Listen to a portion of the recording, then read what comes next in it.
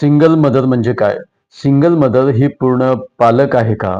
जर आई हीच पूर्णतः पालक असेल, तर शाळेच्या नोंदीमध्ये वडिलांचे नाव ठेवणे बंधनकारक आहे का? जात नेहमी वडिलांवरूनच ठरते का? सिंगल मदर ही पूर्ण पालक आहे की अर्धवट?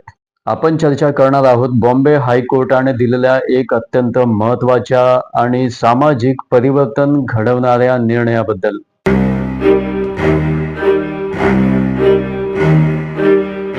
नमस्कार, मी ॲडव्होकेट राकेश सोनटक्के जस्टिस टॉकमध्ये तुम्हा सर्वांचे स्वागत आहे. सिंगल मदर म्हणजे अशी आई की जी एकटीने स्वतःच मुलाचे पालनपोषण करते, संगोपन करते. मुलाबद्दलचे सर्व निर्णय ती स्वतः घेते, त्यामध्ये वडिलांचा सहभाग नसतो. सिंगल मदर ही पतीपासून घटस्फोटित असू शकते किंवा ती विधवा सुद्धा असू शकते.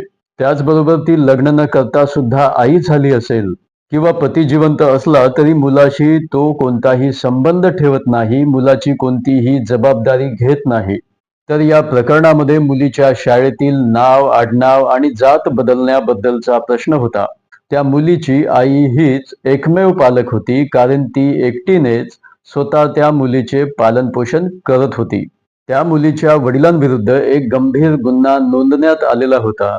वडिलांनी मुलीशी भविष्यामध्ये कोणतेही संबंध ठेवणार नाही असे स्पष्ट केले होते.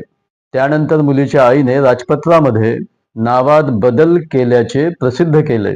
शाळेला तसा अर्ज केला, परंतु शिक्षण अधिकाऱ्यांनी सेकंडरी स्कूल कोडचा दाखला घेत तिचा अर्ज फेटाळला. मग त्यानंतर हा प्रश्न बॉम्बे हायकोर्टापुढे गेला. आता हायकोर्टाने यामध्ये काही प्रश्न डिसाईड केले. त्यामध्ये पहिला प्रश्न, शालेय कोड हा नावामध्ये बदल करण्यास अडथळा ठरू शकतो का? यावर हायकोर्ट म्हणाले की प्रशासनिक नोंदी या स्थिर सत्य नसतात. त्या सामाजिक आणि कायदेशीर बदलाशी सुसंगत असल्या पाहिजे. दुसरा प्रश्न होता की जात नेहमी वडिलांच्या जातीवरूनच ठरते का? तर यावर राज्य सरकारचे वकील म्हणाले की जात ही पितृकुलावरून ठरत असते. परंतु कोर्टाने येथे स्पष्ट केले की हा अंतिम नियम नाही. पितृजात ही गृहीत धरता येते, परंतु ती निर्णायक नाही, अंतिम नाही. म्हणून याकरिता सामाजिक वास्तव महत्वाचे आहे. आता पुढे प्रश्न होता की आई ही पूर्ण पालक ठरू शकते का? तर यावर हायकोर्ट म्हणाले की सिंगल मदर ही अर्धवट पालक नसून ती पूर्ण पालक आहे. आईकडे मुलीचा कायमस्वरूपी ताबा असेल आणि ती आईच्या समाजामध्ये वाढलेली असेल. वडिलांशी संबंध नसतील तर अशा कंडिशनमध्ये वडिलांचे नाव सक्तीने ठेवणे, जबरदस्तीने ठेवणे म्हणजे मुलीच्या सन्मानाच्या अधिकारावर आघातच करण्यासारखे आहे. हायकोर्टाने येथे हेही स्पष्ट केले की संविधानाच्या आर्टिकल 21 प्रमाणे राईट टू लाईफ मध्ये व्यक्तीच्या ओळखीचा आणि सन्मानाचा सुद्धा समावेश होतो.